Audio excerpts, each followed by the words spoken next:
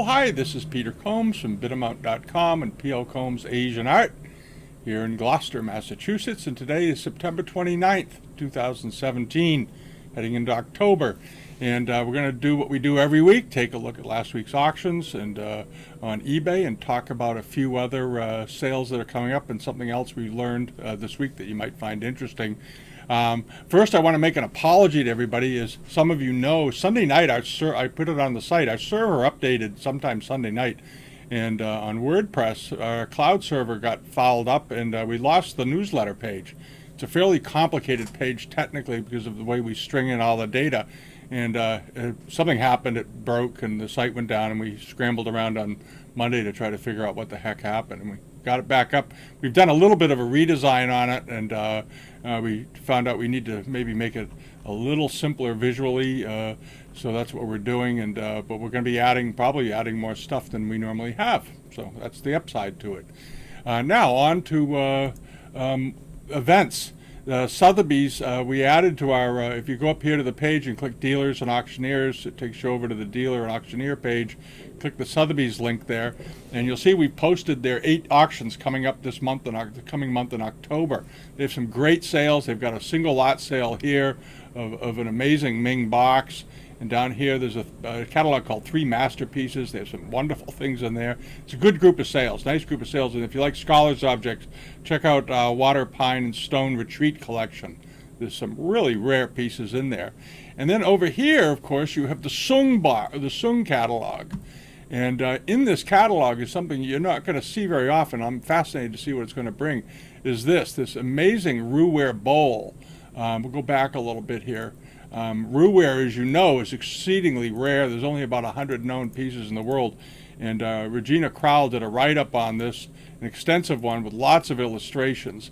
The last one that came up, I think, was in 2012 from the Clark collection, which was this bowl. And it brought 207 million Hong Kong, which was, $25 million. And this particular bowl that's coming up is a cracked ice pattern bowl. They're very, very rare, and they were, as many of you know, they were in about 1958. Up until 1958, they only thought there were about 30 of these in the world, and 38 of them. And they since found another 50 or 60 around the world in different collections that were unrecorded, and they've been able to do the research on them. And they found this one is going to be coming up. Alfred Clark got it sometime during his collecting days, and should do extremely well. So keep an eye on that. They don't come up often, and I think the price will be fabulous. All right, now back to the newsletter. Let's see. First we had this. This was our friend Freak over in the Netherlands had this, a rather nice, large, a good size famille vert kangxi dish. Nice overglaze blue enameling on it. Rather unusual design and so forth. I like the way the rim was done on this, with a boatman and a man ashore tending to his cattle and so forth. A nice scene, and a lot of people liked it. And it brought $899. So basically, it brought $900 for a plate, but a good quality, very fine piece. Nice piece of porcelain. And then we had this. This was part of Josh Chamberlain up in New Hampshire. He sells under the name Juice. He had a big sale, over 200 lots that closed on Monday, and this was one of them. I thought it was terrific. I like Liohan figures, and here's just one of them. And the quality of the biscuit, the decoration of the face, the way it was done, just excellent. And all of the Liohans were posed in the ways that they were remembered, recorded in history, and here they all are. Okay, nice examples. Beautiful aubergine glazes on these. Josh did a good job photographing them too, I must say. And they brought $11,100, which is not a crazy price for these. 16 pieces, and they all appeared to be in quite good condition, which is crucial with these. And bravo. And he had these. There's a couple of things he had. This is a very nice pair of Daquan dishes. And as many of you know, this pattern really got started sort of in the Qianlong period, and was carried forward through the Jai Qing period and then the Daquan period. And they didn't change them much. If you look at a Qianlong piece and a Daquan piece, they're nearly identical. Separating them, sometimes you can only tell by looking at the backs. And here's the mark on it and the foot rim, slightly yellowed foot rim from firing, very typical. And they did quite well. They brought $7,205. But bear in mind, it's a pair, and sometimes people calculate, the old dealers used to say a pair is worth 3 times the price of a single. So, you might want to think of them that way, okay? And then he had this. This was fabulous. This was a huge Guan Yin figure that he had. This was a big piece of porcelain. There's the front of it. It was a beautiful, beautiful thing. And what was really nice about it was, and these are very heavy. This was a big item. I forget how tall it was, but here's a picture of it with its previous owner, who's examining what looks like a giant jade vase, and he had a cabinet behind him. Wouldn't you like to get in that room? And but there's the Guan Yin figure. He had it set up as a lamp. Apparently, it wasn't drilled, and it did very, very well. There's an overall shot of the piece. The headpiece on the headdress on this particular example is extremely elaborate. I think that had a lot to do with the price. This is quite a headpiece on this, and the hand positions are good, and the fingers all look good, and all the embellishments on the robes, all the pendants and the jade pendants hanging down, all these pieces here, were usually made of jade and pearls, look to be in excellent condition. This brought $32,100. And I don't think he would have gotten more at Christie's for that, and he didn't have to give him a third of the transaction in commissions. So with the buyer's premium and all. And so I think it was very wise to put it on here. I hope the buyer pays for it. All right.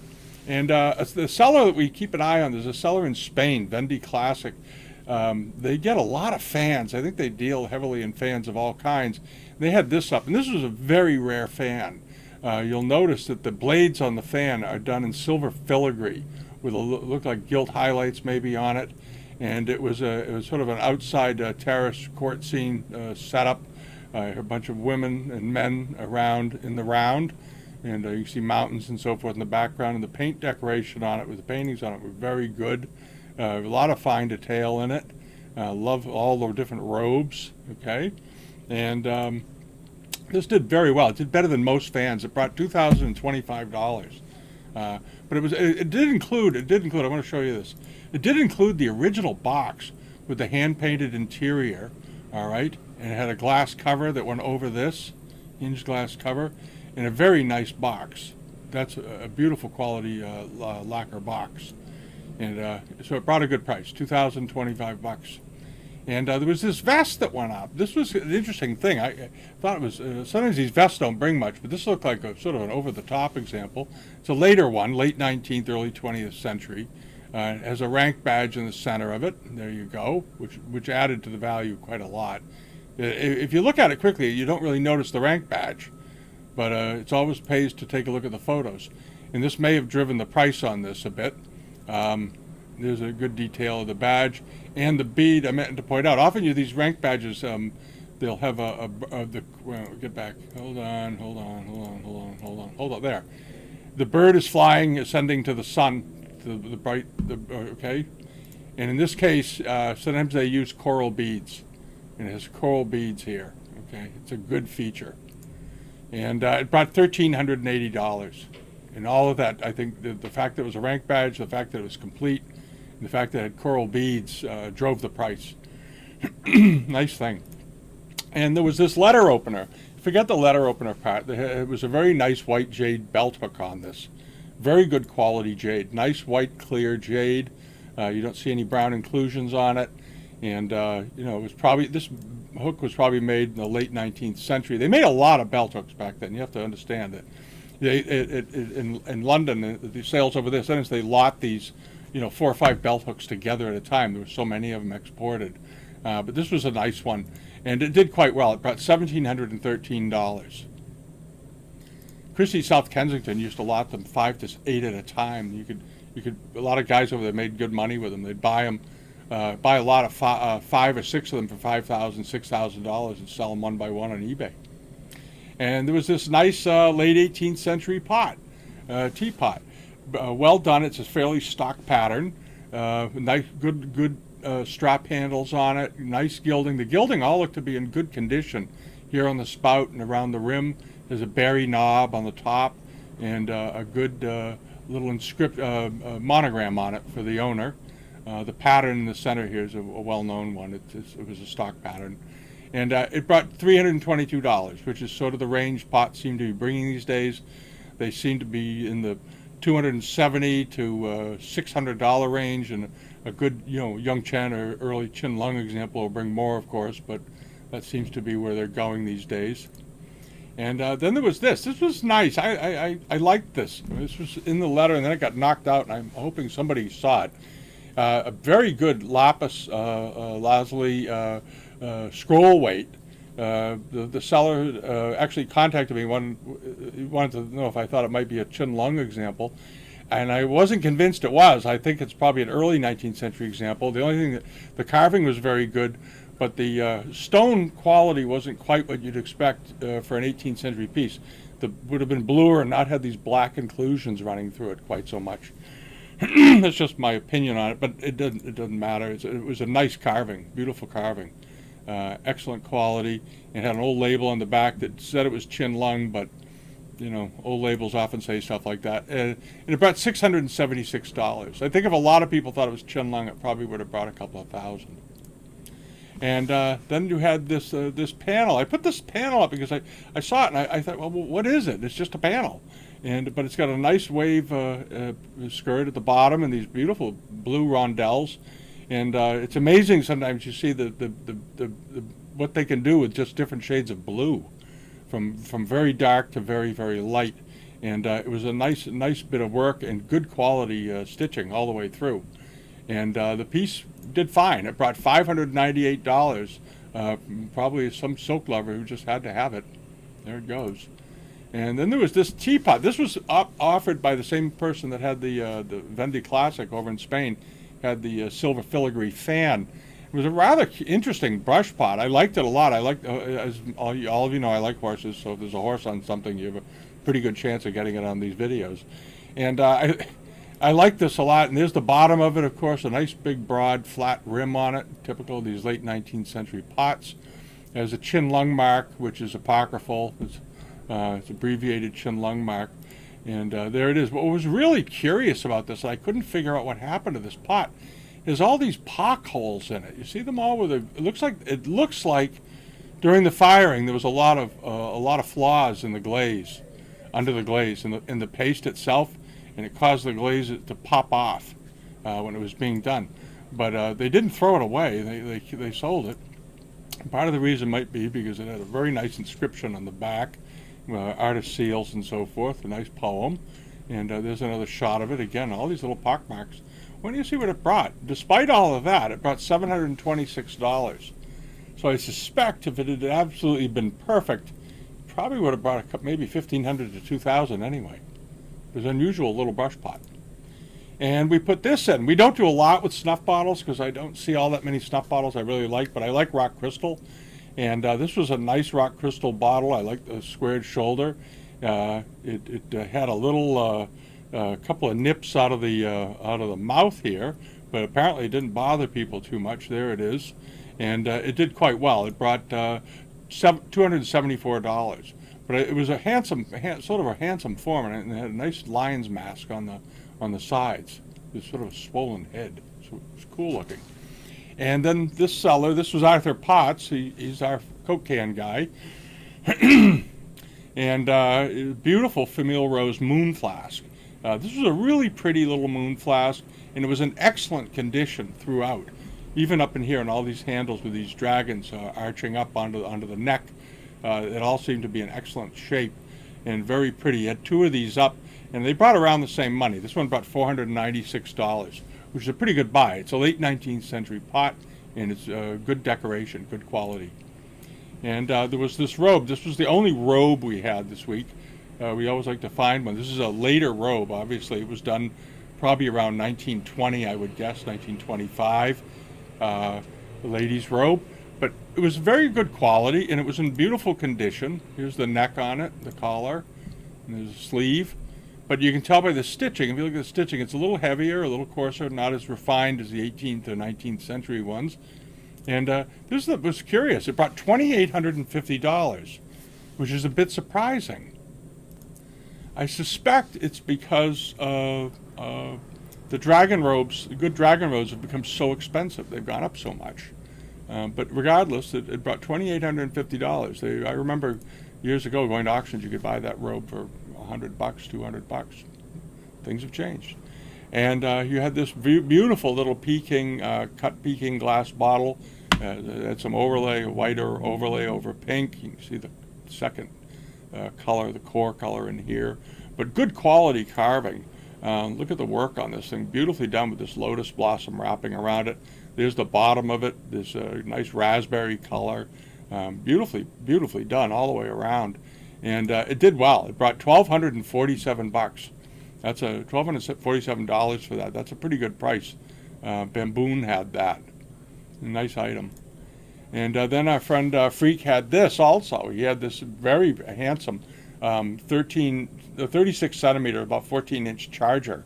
Japanese Arita ware, made in 1685 to 1700, somewhere around there. And obviously done in the style of late Ming pieces, crackware, Wanli pieces. And but nice quality all the way around, beautifully done. All right. And let's see, now we'll go over to this one.